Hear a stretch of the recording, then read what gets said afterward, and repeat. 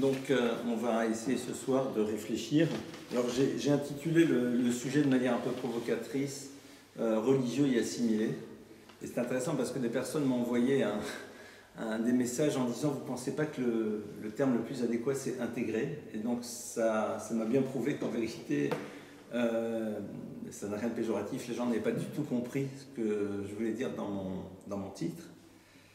Je ne vais pas du tout ce soir parler de l'intégration, d'accord, comment être pratiquant et être intégré dans une société, mais j'aimerais ouvrir notre réflexion sur ce que l'on croit être l'assimilation, qui n'est pas nécessairement une rupture avec son identité, mais quelque chose de légèrement plus subtil, en tout cas tel qu'on va le voir dans le texte.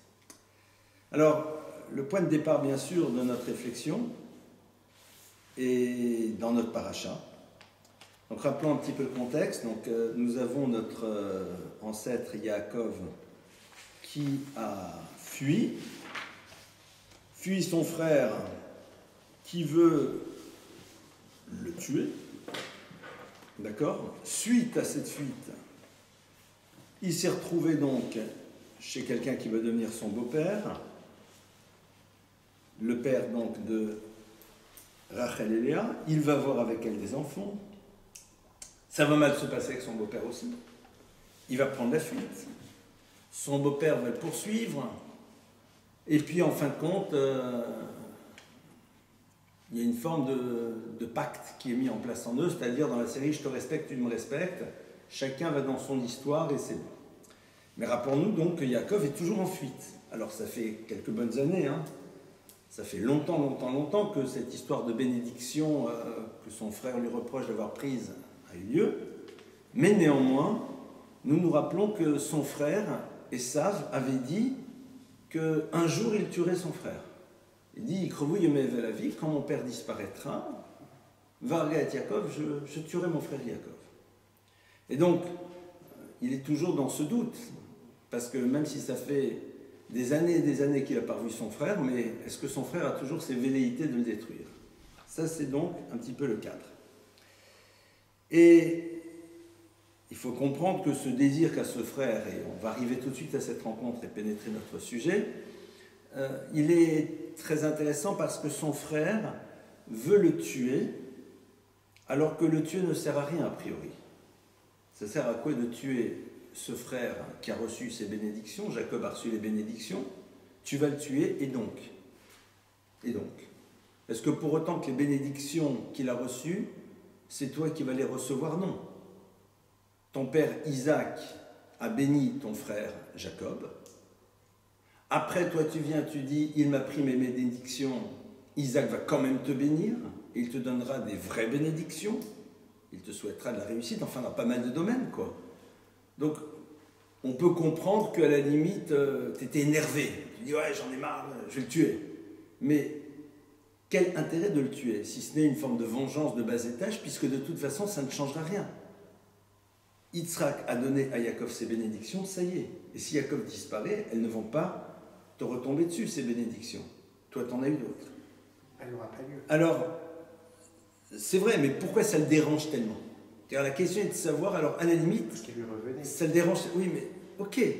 Mais elle lui revenait, donc il est fâché, il est énervé, mais en dehors de cette dimension un peu bas de gamme dans la série, ouais, je suis pas d'accord, je vais te tuer, est-ce que ça sert à quelque chose de le tuer, si ce n'est d'exprimer une forme de colère, de vengeance? Concrètement, le fait de le supprimer ne transformera rien de manière concrète par rapport à Esav. Esav a eu ses bénédictions, il recevra ce que son père lui a promis, il aura en effet une réussite dans pas mal de domaines, et il se trouve que son frère aussi a été béni. Mais l'un n'empiète pas sur l'autre. Alors, on a ici peut-être le point de départ d'une problématique qui est la suivante. C'est que le vrai problème qu'a Esav, c'est quoi? C'est que lorsque son frère Jacob a reçu ses bénédictions, eh bien, il sait que Yaakov donc va avoir droit à l'accès au monde de la matérialité. Traduction, le père a béni son fils, Yaakov, en lui disant « tu auras de la réussite matérielle », un terme générique. Et Esav aussi va avoir une bénédiction de réussite matérielle. Donc ça veut dire quoi? Que Esav et Yaakov vont se rencontrer dans un univers qui leur sera commun. Si Jacob n'avait pas reçu ces bénédictions matérielles, alors il aurait eu de la matérialité comme tout à chacun, parce qu'il faut bien vivre, mais quelque part il aurait été beaucoup plus dans la spiritualité, dans la forme de déconnexion du monde, en tout cas du monde de la matérialité du quotidien. Mais là concrètement, il va être totalement présent dans ce monde. Et ce qui dérange Esav, c'est quoi? C'est de le rencontrer. De rencontrer son frère, qui va être présent dans le même univers que lui, mais avec ce que j'appellerais symboliquement une kippa sur la tête. C'est-à-dire qui va l'interpeller et le remettre en cause. J'appartiens au même univers que toi, traduit dans des termes plus actuels. Je suis moi aussi plombier, serrurier, médecin, avocat, chercheur, chauffeur de bus, enfin, je suis dans le même monde que toi, mais avec une vision de l'existence différente. Et ça, c'est bouleversant. Parce que si Yaakov a une vision de l'existence différente, mais qui ne s'inscrit pas dans la même réalité que la mienne, soit je ne le rencontre pas, et même si je le rencontre de temps à autre, mais bon, ok, lui il est dans son monde spirituel, voilà, pour lui l'univers du monde matériel, il n'y est pas. Mais là il est dedans. Il est dans le même hôtel que toi, mais il fait une bénédiction avant de manger au buffet, symboliquement. Il est dans le même monde que toi, il est dans le monde du travail, mais il est capable de s'arrêter Shabbat à 15h30, vendredi après-midi. Il est dans ce monde et il respecte une éthique, et même si les gens ne la respectent pas, ils tentent de la respecter. Donc au fond, il est interpellant. Quand vous avez quelqu'un qui évolue dans le même univers que le vôtre, qui a quelque part dans ce qu'on appellerait aujourd'hui le même cursus, la même relation au monde matériel, mais avec un regard différent sur les choses, il t'interpelle. Il te remet en cause. Je suis comme lui, j'ai le même modèle au quotidien de fonctionnement, et pourtant il me propose un autre regard. Tu vas rencontrer cette personne qui va être dans le même monde, mais qui va dire à un moment, ce n'est pas ma carrière qui va diriger mon existence, mais beaucoup plus mon désir de construire une famille. Et que si pour avoir un enfant, il faut que je renonce à un moment à avoir un poste plus important, ben c'est pas grave, je renonce parce que je considère qu'en effet donner la vie est sans doute plus important qu'avoir un poste plus important. Et ça, c'est bouleversant. Parce que ça t'amène à réfléchir, et moi, pourquoi je pense différemment? C'est très dérangeant d'avoir Yaakov dans le même univers. S'il est dans le monde de ce que j'appellerais la yeshiva, de l'étude, voilà, il est là-bas, il ne me dérange pas. Et donc, Yaakov va fuir, donc il est dans cette fuite, il rencontre ses épouses et il repart maintenant. Et là, il va se retrouver face à ce frère Esav. Et donc, Esav a sans doute toujours le même désir de le faire disparaître. C'est-à-dire que Esav, au fond, son problème, c'est pas tant cette vengeance émotionnelle, parce que sinon, depuis le temps, tu as le temps de te calmer, c'est parce qu'il ne veut pas que Yaakov soit présent dans son univers. Et là, Yaakov avance dans le chemin qui le ramène vers la terre d'Israël avec épouse et enfants, et il sait que Esav arrive à sa rencontre. Et il ne connaît pas du tout quelles sont ses intentions belliqueuses réelles, pardonnez-moi, ses intentions réelles, si elles sont belliqueuses ou pas. Et la paracha commence, on va rentrer dans notre sujet. Vaishlach Yaakov malachim lefanav. Yaakov envoie des individus face à lui, devant lui, vers Esav, son frère. Et il leur dit, ainsi vous direz à Esav. Donc Yaakov envoie des éclaireurs pour sonder un petit peu l'histoire et voir ce qui se passe et essayer d'apaiser Esav s'il est encore dans sa colère. Il lui dit, Kotomroun, ainsi vous direz. Donc on est ici, donc essayons d'imaginer, donc nous avons ici des individus qui vont rencontrer Esav. D'accord? Et lui disent, voilà, nous sommes porteurs d'un message de ton frère. Et donc il dit, quel est ce message? Écoutez le message. J'ai habité avec Lavan et j'ai attendu jusqu'à maintenant.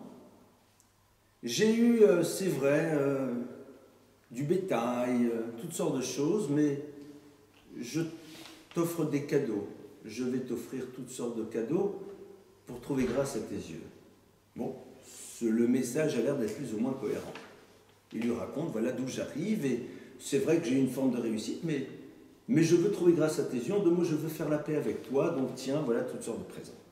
Seulement le problème, c'est que Rashi va s'arrêter sur un mot et va nous dire la chose suivante. Im Lavan garti. Yaakov dit, dites à mon frère, j'ai habité avec Lavan. Et Rashi s'arrête sur ce terme garti, parce qu'il aurait pu dire Im Lavan hayiti, j'étais chez Lavan, j'ai habité chez lui, garti, je me suis installé. Et faire remarquer la chose suivante, que le mot garti, c'est en vérité 4 lettres dont la valeur numérique est de 613. Tariag, garti, gimel resh tav yud, Tariag, tav resh yud gimel, 613. Et ici, Yaakov envoie un message à son frère et lui dit, au fait, Esav, im lavan garti ve tariag mitzot shamarti. Je voulais juste te donner une info. J'ai été chez mon beau-père Lavan, qui est une crapule finie au passage, mais tu sais, j'ai gardé les 613 commandements. Connaissant Esav, vous êtes Esav, vous dites quoi? Mais qu'est-ce que tu veux que ça me fasse? Qu'est-ce que tu es en train de me raconter? Qu'est-ce que tu es en train de me raconter? C'est-à-dire, tu dis, voilà, au fait, Esav, nous avons un message de la part de ton frère. Il nous charge de te dire qu'il était chez son beau-père Lavan, qu'il a gardé là-bas les commandements, et puis il vient seulement d'arriver, et puis il a une réussite, et il veut quand même t'offrir des cadeaux, il veut faire la paix. C'est quoi cette phrase? Surtout vis-à-vis d'un Esav, dont on se rappelle que son but était de mettre de côté le droit d'aînesse pour ce fameux plat de lentilles, parce qu'il considérait qu'en effet ce droit d'aînesse qui l'inscrivait dans une vision beaucoup plus spirituelle de l'existence était quelque chose qu'il ne désirait pas. Donc il a signifié clairement à son frère un beau jour, ton histoire de commandement, ton histoire de monde futur, etc., ne m'intéresse pas. Donc quand tu sais qu'il y a quelque chose qui n'intéresse pas l'autre, qu'il a totalement mis de côté, qu'est-ce que tu as besoin de lui en parler et qu'est-ce que ça va porter à l'histoire? Qu'est-ce que Yaakov est en train de dire à son frère? Yaakov sait très bien que la rencontre qu'il va faire avec son frère peut prendre différents aspects. Elle peut être soit totalement conflictuelle et générer une guerre, il y a un conflit, et Yaakov en effet s'y prépare. Il va diviser le camp de parties, il se dit même si Esav attaque un des camps, l'autre camp pourra prendre la fuite. Donc Yaakov sait que c'est dans le monde des possibles. Mais Yaakov sait très bien qu'il est possible qu'avec son frère, le conflit n'ait pas lieu. Donc si le conflit n'a pas lieu, a priori, il va y avoir rabibochage. Ils vont se remettre ensemble. En tout cas, il va y avoir un lien qui va se construire. Mais Yaakov sait très bien que, quelle que soit la réaction de son frère, la finalité est la même. La finalité est de savoir comment, à un moment, faire disparaître Yaakov de la scène. Yaakov sait parfaitement que la problématique à Esav vis-à-vis de lui n'a pas bougé. C'est juste la méthode qui peut changer. La première méthode, c'est la méthode qui est la plus, a priori, dangereuse, techniquement parlant, parce qu'il va venir et il peut prendre les armes, et Lavan arrive avec 400 cavaliers, donc ça peut se passer de manière très violente. Et donc là, il dit, bon, ben, il va falloir qu'on se débrouille pour qu'au moins une partie reste, survive, donc stratégie militaire. Mais il sait très bien que si Esav ne l'attaque pas de cette manière, ça ne veut pas du tout dire que l'intention première de Esav a disparu. C'est juste une nouvelle stratégie. Et c'est quoi cette stratégie? C'est de faire disparaître Yaakov et la dimension interpellante qu'il représente de l'univers. Yaakov ne doit plus être là. Yaakov pose problème. Et donc, il faut qu'à un moment, Yaakov disparaisse. Il y a deux stratégies. Et Yaakov est en train de lui dire, tu sais, il me l'a garti. Sache qu'en vérité, si tu penses qu'à un moment, je n'ai pas conscience de ton désir, eh bien, tu te trompes. Ce que je mets en exergue, c'est que cette nécessité de garder mon identité est toujours autant présente. Et j'ai pu me retrouver dans un univers complètement perverti. La proximité que j'ai pu avoir avec cet univers ne m'a pas perverti. Tariag Mitzot, c'est pas qu'il a fait les 613 mitzvot, parce que personne ne peut faire à lui seul les 613 mitzvot. Certaines concernent la terre d'Israël, d'autres concernent le temple de Jérusalem, d'autres concernent les hommes, d'autres concernent les femmes, d'autres concernent les Kohanim, d'autres concernent les Lévim. Donc on ne parle pas ici nécessairement de l'accomplissement technique, parce que techniquement parlant, ça ne nous concerne pas totalement, c'est l'ensemble du peuple d'Israël qui est concerné par ça. Mais ici, c'est un terme symbole. Im lavan garti v'tareg mitzvot shamarti. J'ai su, même dans la proximité de quelqu'un qui s'appelle Lavan, garder cette notion de Tariag Mitzvot, c'est-à-dire garder ce qui est essentiel et qui va être l'élément qui va diriger toute mon existence. Intéressant de voir que c'est ça qu'il a besoin de dire à son frère. Pourquoi est-ce qu'il a besoin de le dire? Parce que Yaakov sait que Esav veut un moment l'attaquer. Et Yaakov dit à Esav, sache que je suis prêt. C'est-à-dire que sache que dans l'histoire, le peuple d'Israël doit être dans cette vigilance et se rappeler où est le danger vis-à-vis de lui. Soit d'un Esav qui prend les armes, et nous l'avons vu, soit d'un Esav qui ne prend pas les armes et qui va chercher à travers une autre stratégie à faire disparaître le peuple juif de l'histoire. Et Yaakov nous dit, rappelle-toi que l'enjeu de ta vie, c'est que même si tu te retrouves à côté de quelqu'un qui s'appelle Lavan, qui est un homme aussi totalement perverti, la difficulté que tu vas avoir va être de garder ces 613 mitzvot. Très bien. Seulement, en vérité, Esav va rencontrer son frère, ne va pas l'agresser, et va dire à Yaakov, eh bien, mon cher Yaakov, faisons la paix des braves, et allons ensemble, reprenons le chemin ensemble. Tu vas vers la terre de Canaan, je t'accompagne. Et Yaakov va lui répondre, il va lui dire, non, Adoni Yodek et Iladim Rakim. Il dit, non, tu sais très bien que les enfants sont encore faibles, ils sont petits. J'ai des enfants, des petits-enfants, c'est... Alors, on ne peut pas y aller ensemble. Avance-toi avec tes cavaliers, vous avez un rythme différent. Moi, j'irai à mon rythme et on se retrouvera. Mais pas la peine que je te retarde. Yaakov a parfaitement compris qu'est-ce que ça cherche. Esav s'est dit, voilà, Yaakov proclame, j'ai été capable de garder mon identité, quelle que soit la proximité avec Lavan. Alors, Esav se dit, mais moi, je vais rester près de Yaakov et je vais essayer à un moment d'impacter ses enfants à travers ma présence à leur côté. C'est-à-dire de leur proposer une vision de l'existence qui n'est pas la leur, tout en leur laissant l'illusion qu'ils s'inscrivent toujours dans ce qu'on appellerait aujourd'hui une forme de judaïsme.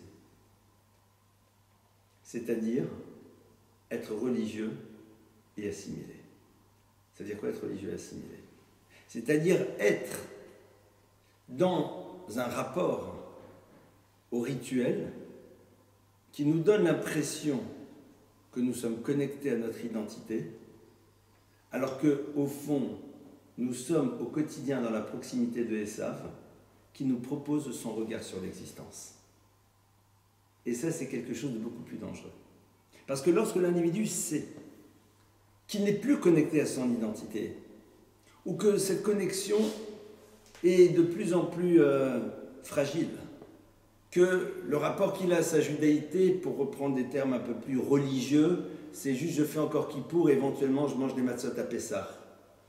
Alors, si tu demandes à cette personne où elle en est, elle est consciente que, et elle se rend compte qu'à un moment, même ça, c'est difficile à transmettre.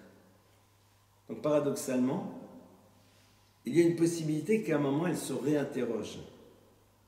Mais celui qui est à Tariag Mitzvot, c'est-à-dire continue à s'inscrire dans l'accomplissement des commandements, pense qu'en effet, il est totalement connecté à son identité. Parce qu'il se voit agir dans sa dimension religieuse, mais ne réalise pas que la proximité qu'il a eue avec Esav l'amène à percevoir l'univers de manière différente. Au fond, ce que Esav veut faire, c'est que les enfants de Yaakov vivent ce que lui avait peur de vivre dans la proximité avec son frère. Esav sait que le rapport de proximité est un rapport qui remet en cause. C'est un rapport qui bouleverse.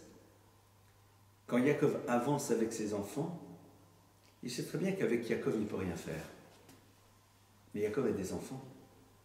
Il a dit Mraki, mais c'est exactement ce qu'il lui dit, Yaakov. Il dit non, les enfants sont tendres, à l'image d'une chose qui est tendre et qui absorbe, et qui au bout d'un moment intègre à l'intérieur d'elle un certain nombre de choses, et sans s'en rendre compte, eh bien adhère au système et au modèle de Esav. Et c'est vrai qu'il y a quelque chose ici de beaucoup plus dangereux. Pourquoi ? Parce que la finalité des mitzvot, c'est quoi ? C'est que l'individu les voit comme étant un support qui lui permet d'appréhender la vie avec la manière dont la Torah le lui propose. Or, si les mitzvot s'arrêtent à un acte technique, eh bien, quelque part, on est passé à côté. Je vous donne un exemple tout bête. La proximité d'Esav, c'est celle qui nous amènerait à faire de notre table de Shabbat un lieu de débat sur les dernières grèves et les déroulements politiques en France, en Israël ou ailleurs. Tout en faisant un kidouche très beau, mangeant d'excellentes salades ou un gefilte fish suivant les origines, avec en effet quelques chants. Donc on est ici face à un acte qui nous connecte, mais ce qui est censé véhiculer ce moment n'est pas présent. Ça veut dire que ce qui n'est qu'un cadre pour pouvoir nous amener à quelque chose d'essentiel va devenir l'essentiel pour que l'essentiel ne soit plus là. C'est-à-dire qu'on fera du cadre l'élément essentiel. Et si on fait ça, Esav est là. Esav dit, moi là, ce qui m'intéresse, c'est qu'au fond, que l'autre allume ses bougies, qu'il mette ses petites boîtes noires, ça ne me dérange pas. Ce qui m'intéresse, ce qui me dérange, c'est ce que ça veut dire. C'est à quoi ça amène. C'est quel est le regard que ça construit dans ta relation au monde et à la vie, dans tous les domaines. Parce que sinon, c'est ta religion, j'ai ma religion. Toi, tu mets des petites boîtes noires, moi, je mets un sapin, toi, tu mets un chandelier, l'autre, on s'en fout, quoi. C'est ce qu'on appelle des rituels. Et à la limite, c'est très sympathique, et ça s'arrête là. Donc, Esav, il dit, je veux rester dans ta proximité. Pour faire de toi un être, oui, t'as rien mitzvot shamarti, t'as bien gardé les 613, vous allez pouvoir les garder encore. Mais surtout, je vais être à côté. Pour que ceux qui sont les enfants puissent s'imprégner de mon regard, de ma manière de penser les choses, de ma manière de voir la vie. Ils vont vivre dans un monde dans lequel, au bout d'un moment, ils vont réaliser, dans la manière dont je fonctionne vis-à-vis du matériel, que le matériel, c'est super important. Ils vont réaliser qu'au fond, ce qui a de la valeur, c'est peut-être l'image que l'on va voir de toi, c'est ta force, c'est ta puissance, c'est ta capacité d'avoir le pouvoir. Alors, ils continueront à faire leur prière. Mais quelque part, ils s'inscriront dans le même modèle de fonctionnement que moi. Ils courront derrière les mêmes choses. Quelque part, entendez-le au second degré, ils verront les mêmes films et donc auront le même regard et la même vision que celle que j'ai décidé d'avoir. Les glaces seront peut-être cachères au moment où il y a l'interruption dans le film, enfin je ne sais pas si ça existe encore, mais ça ne me dérange pas.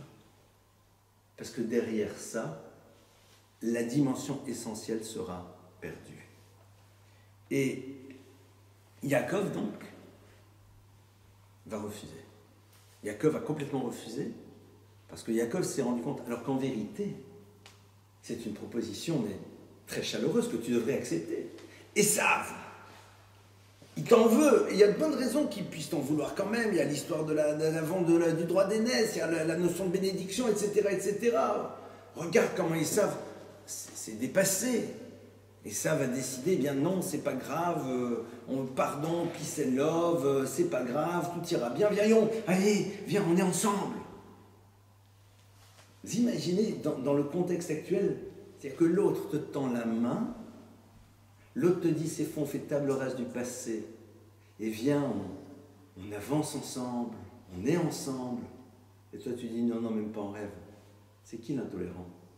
C'est qui le provocateur? C'est qui celui qui va être peut-être à l'origine du nouveau conflit? Nous t'ouvrons les portes de la proximité, de la relation nouvelle. Et c'est toi qui la refuses. Vous imaginez un petit peu? Vous savez, on va retrouver ça un peu plus tard dans l'histoire avec un descendant de Esav, Aman. Ça va être la même chose avec l'histoire d'Aman et d'Achashverosh à Purim.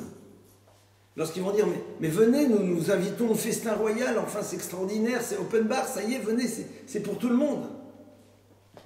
Et il y a le Yaakov de l'époque, Mordechai, qui dit, mais même pas en rêve. Parce qu'il sait très bien qu'au fond, c'est le début de la fin, mais vu de l'extérieur, au contraire. C'est la stratégie consciente ou non de Esav. Mais le résultat, en tout cas, on le connaît. Le résultat sera connu. Parce que lorsque l'acte n'est plus porteur du message, au bout d'un moment, il ne représente plus rien. Et on le fait quand on a le temps. Parce que quelque part, la dimension nourricière de celui-ci n'étant plus présente, alors on ne le fait que quand on en ressent le besoin. Et donc on le fera une fois sur deux, et puis de temps à autre, et puis comme on le voit aujourd'hui, non mais cette année on va faire Pessah une semaine plus tard parce que c'est un peu trop compliqué quoi. Et donc, tu vas te retrouver avec des enfants, puisque c'est ça dont il parle, qui ont le même langage, qui ont le même regard, qui ont la même vision que Esav.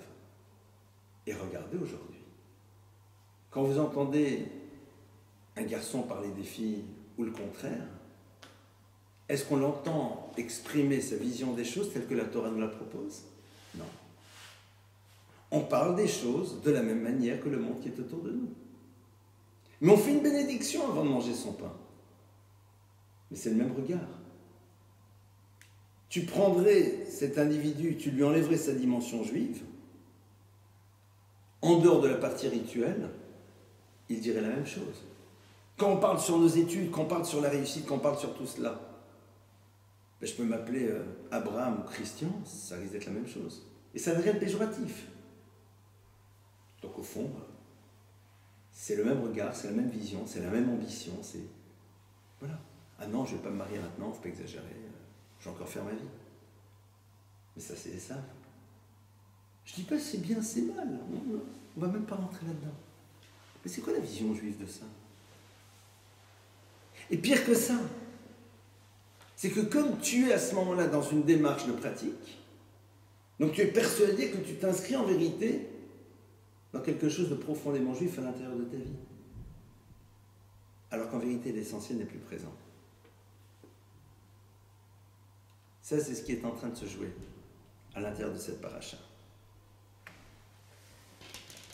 Alors, comment est-ce qu'au fond, on arrive à être même religieux et ne pas tomber dans cette assimilation? Comment est-ce qu'on fait pour cela? Le point de départ, au fond, démarre sur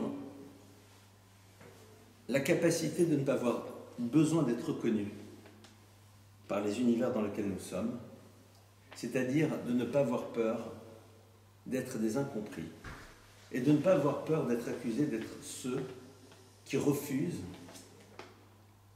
l'union et forme d'œcuménisme au sens spirituel entre les individus. Il ne faut pas avoir peur. Mais pourquoi à un moment tu ne veux pas ou tu mets des limites à la relation? Pourquoi tu te refuses de voir cette série télévisée? Pourquoi tu ne veux pas? Pourquoi ça ne t'intéresse pas? Parce que je connais ma capacité de me laisser imprégner. Et je sais très bien qu'au bout d'un moment, l'imprégnation, elle s'inscrit chez moi. Et qu'à un moment, c'est elle qui guide mon regard. Et ça ne m'intéresse pas.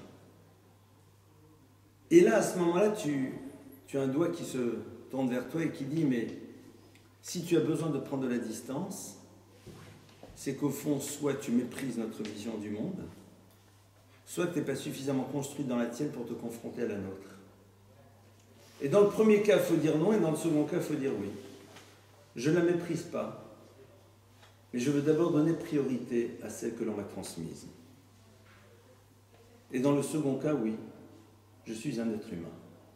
Et dit le Rambam, dit Maïmonide que la nature profonde de l'être, c'est de vouloir suivre les univers dans lesquels il se trouve. Et j'accepte de voir chez moi une certaine dimension faillible qui fait qu'en effet la proximité au quotidien avec ton modèle et ton système risque à un moment de m'amener à penser et à voir et à vivre les choses comme toi. En deux mots, j'accepte le fait qu'un être humain puisse être impacté par la société dans laquelle il se trouve. Et d'ailleurs, vous le voyez, regardez, prenez quelqu'un et mettez-le dans une ambiance dans laquelle on parle mal. Quand je dis on parle mal, c'est-à-dire on parle un peu bas de gamme, quoi. Bas de gamme.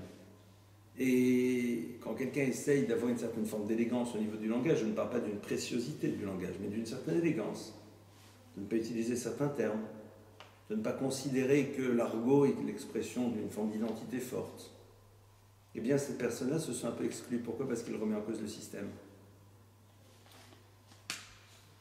Et on le sait. Alors oui, en effet, je me lève et je prends une certaine forme de distance.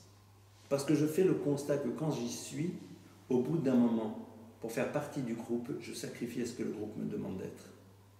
Et il est hors de question que je sacrifie mon identité sur l'autel de la pression sociale. C'est pas possible. C'est un choix. A fortiori au niveau de nos enfants. On ne sacrifiera pas nos enfants sur l'autel de la pression sociale. Mais tout le monde fait ça. Et donc? Et c'est intéressant parce que souvent les gens disent, oui, non mais, à partir d'un certain moment, on dira stop. Pourquoi? Si la pression t'a amené à un moment à mettre de côté certaines choses ou à décider qu'elles étaient relatives, au bout d'un moment, tu vas décider que d'autres sont devenues relatives. Et quelque part, tu n'y accorderas plus d'importance. Parce que dès le moment où cette pression est l'élément qui détermine les mouvements que tu vas avoir, à quel moment tu poses la limite? La difficulté qu'on a, c'est que ce n'est pas en étant dans le déni d'un autre système que tu vas construire ton identité. Mais donne-toi les moyens d'avoir ton regard et ta vision des choses. Ne te sens pas mal d'être perçu de manière négative quand à un moment tu te refuses de partager quelque chose qui ne correspond pas à ta valeur et à ta vision du monde. D'ailleurs, on le voit parfois dans les groupes où tu interviews un enfant et tu dis « mais pourquoi tu l'as fait ?»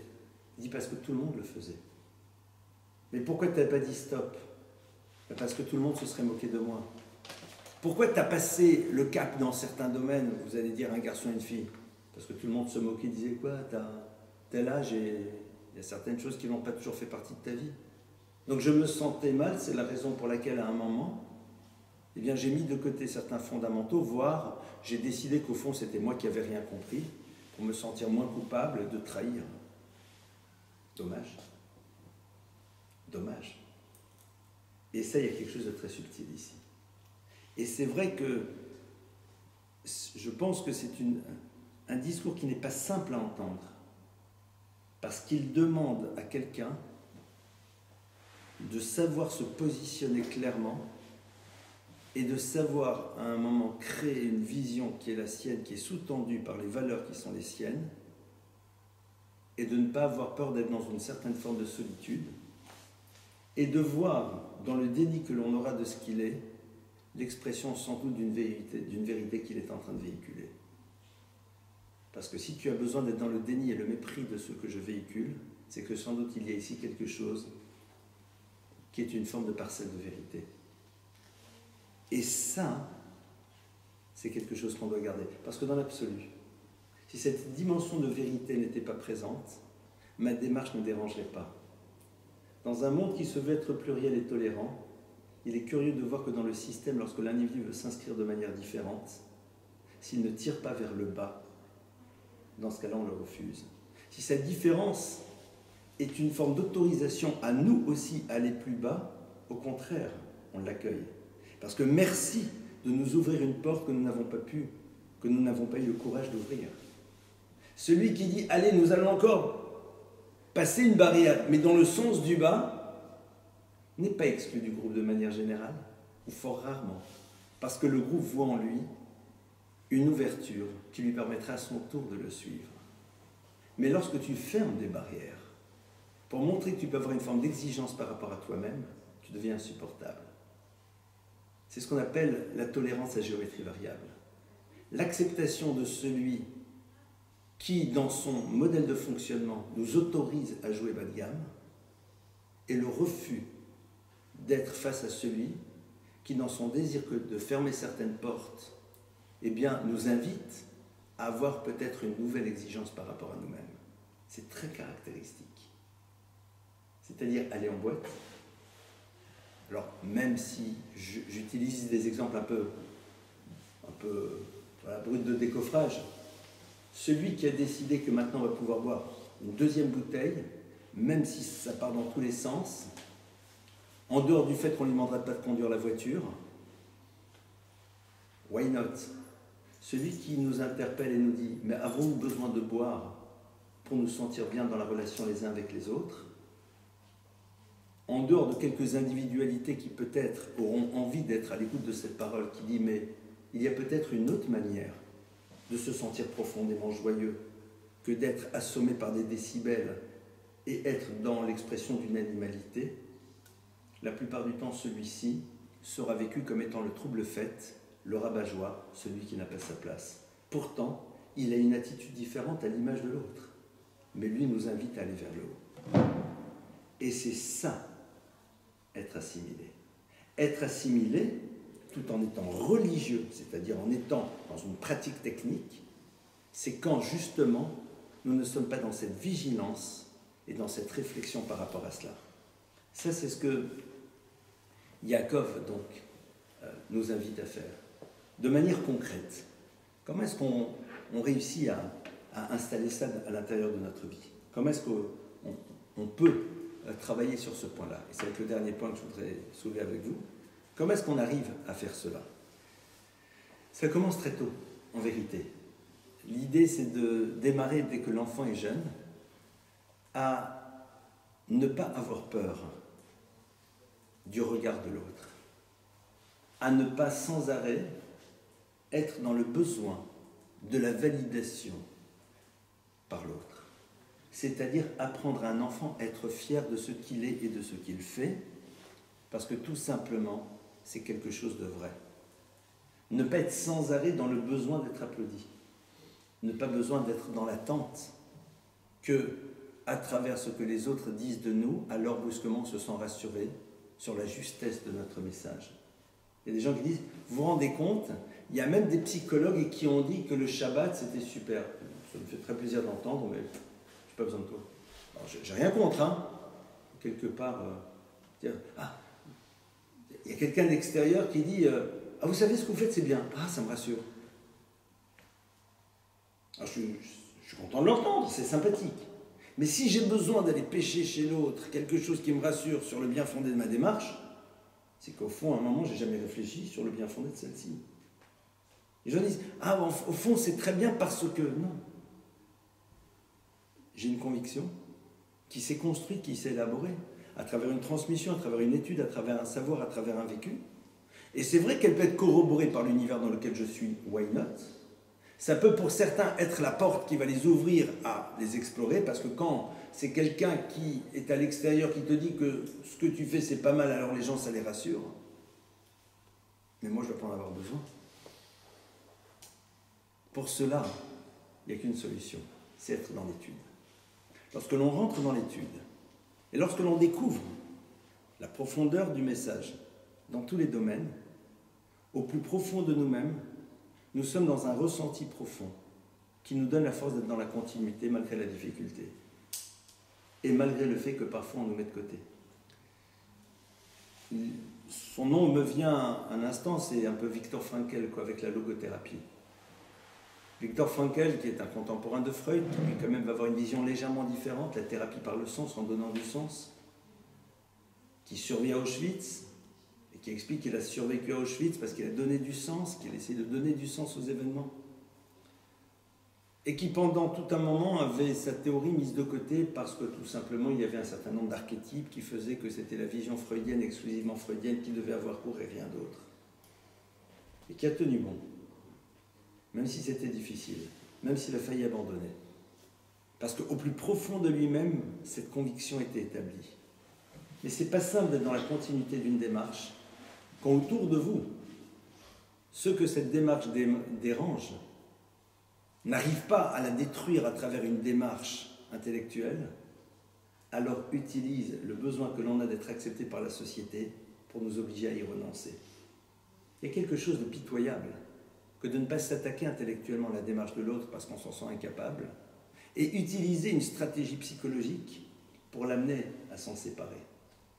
Si véritablement tu penses que la vision que je véhicule, que la Torah véhicule, te pose problème, alors amène ton argument. Parlons. Mais si pour pouvoir me la faire abandonner, tu as besoin de me mettre sur le banc de touche et à partir de cela, me pousser à changer de vision pour pouvoir être à nouveau dans l'équipe qui souvent ne gagne pas, ça veut dire ce que ça veut dire, comme dirait l'autre. Et c'est sur cela qu'il y a lieu de réfléchir. C'est sans doute un des enjeux les plus fondamentaux de notre époque. De réussir à ne pas limiter notre relation à notre judaïté, à une pratique, mais à voir à l'intérieur de cette pratique le vecteur d'un enseignement qui nous propose une certaine vision et un certain regard sur l'existence, et de voir dans les textes non pas juste une histoire, mais une proposition de penser la vie telle que la Torah nous la propose, et non pas nécessairement d'avoir besoin de la valider en permanence par les systèmes dans lesquels nous vivons. Voilà un petit peu quelques idées que je voulais partager sur ce sujet. C'est pas simple, et en même temps c'est génial. C'est pas simple parce que ça nous inscrit un moment dans une forme de solitude, mais en même temps, lorsque vous savez pourquoi vous êtes dans une démarche, vous retrouverez toujours sur votre chemin des individualités qui ont décidé d'entreprendre le même mouvement, et ces convictions profondes qui font partie de nous-mêmes, eh bien, au bout d'un moment, rejailliront sur les univers que l'on traverse, non pas dans un désir de convaincre, mais tout simplement dans le constat que ces univers feront de la dimension épanouissante que cette vision du monde peut créer chez l'individu et à travers ça sur une société. Voilà quelques idées que je voulais partager avec vous donc sur ce thème. Et maintenant, est-ce que vous avez des questions? Vas-y mon frère. On a confronté Jacob et Esav, et le mode de vie d'Esav, alors qu'aujourd'hui, que ce soit dans l'habillement, que ce soit dans les films, dans les chansons, dans les émissions télé, dans tous les domaines, il y a beaucoup, entre guillemets, d'enfants de Jacob qui sont la source de toutes ces valeurs véhiculées par Esav, entre guillemets par Esav, alors que ce sont des juifs qui sont à l'origine, qui présentent les choses et qui sont remises en cause par Esav lui-même. Enfin, dans la société française, je trouve qu'il y a un peu une contradiction. Il y a une forme de paradoxe. Ça veut dire que, bon, j'aime pas les généralités, mais il y a beaucoup de membres de la communauté juive dans différents domaines d'activité qui, selon vous, sont des valeurs véhiculées par Esav et qui sont remises en cause et aujourd'hui contestées par une partie de la population, que ce soit en France, aux États-Unis, en Israël. Donc, c'est très difficile parce que ce que tu poses en effet est un problème majeur. Ce besoin, vous savez, quand vous regardez un petit peu l'histoire de grands poètes russes qui ont été donc Staline, Lénine en ont fait des héros nationaux et qu'au moment des grandes purges ont été complètement détruits. C'est-à-dire le problème c'est le retour du bâton. Le problème, c'est le moment dans lequel on te rappelle ta dimension juive, alors que tu as tout fait justement pour pouvoir la faire disparaître, en véhiculant et en limitant ta judaïté à une religiosité plus ou moins présente, et souvent plutôt moins que plus, et puis ça suffit. Mais pourquoi Esav n'adhère pas? Esav conteste. Et Esav, tout simplement, est là pour rappeler aux Juifs, mon cher ami, tu ne seras jamais dans mon histoire totalement. Je t'amène à perdre ton identité, mais je ne veux pas que tu fasses partie de mon monde. Et quelque part, tu te retrouves, comme on dit en français, gros gens comme devant. Imaginez un petit peu la souffrance de tous ces juifs qui se sont convertis au christianisme pour faire partie de la société allemande et qui se sont retrouvés devant les mêmes chambres à gaz, avec ces juifs, avec symboliquement parlant leurs papillotes et leurs grands chapeaux de fourrure. Quelque part, quel drame. Quel drame d'avoir été dans cette illusion que Esav nous accueillerait dès lors que l'on sacrifierait totalement notre identité. Esav ouvre sa porte pour que nous abandonnions notre identité, mais lorsque nous sommes trop proches de lui, il est là et nous dit « Attends, tu restes Israël, je reste Esav, mais tu n'es plus le Israël tel que tu devrais l'être, et quelque part, Voilà ta difficulté maintenant. C'est... Même si ce que je vais dire est très violent, et je demande à ceux qui l'écoutent et qui l'entendent, de l'entendre au second degré, parce que c'est le genre de choses qui peuvent être mal vécues. Et c'est comme dans ce qu'on appelle un mariage mixte, quand on amène l'autre à se convertir pour se marier, d'accord? Qu'est-ce qui se passera le jour où dans le conflit, l'autre te dira, mais au fond, tu n'es qu'un juif. Pourquoi j'en parle? Parce que les choses auxquelles j'étais confronté, alors je ne veux pas faire de généralité, qu'on soit bien clair, il faut l'entendre avec beaucoup de distance, mais à un moment, ce désir d'être aimé, il faut le mettre de côté. Maintenant, comme je le dis toujours, si je suis là, c'est qu'il y a des Français qui ont sauvé mes grands-parents et mes parents pendant la Shoah. Donc c'est-à-dire, ici je parle de Esav dans sa dimension globale. Maintenant, Esav est constitué d'individus qui, en effet, eux, n'ont pas ce désir et qui, au contraire, demandent à Yaakov de rester, de vivre pleinement son identité pour justement incarner ses valeurs. Évidemment. Mais dans sa globalité, c'est pas comme ça que la société le propose. Oui. Sur le dernier point. Oui. Quand vous avez dit que justement, c'est les personnes qui vont se différencier de tout le monde, mais en essayant de les tirer vers le haut, qui seront perçus comme des rabat-joie ou des trucs de fête, etc.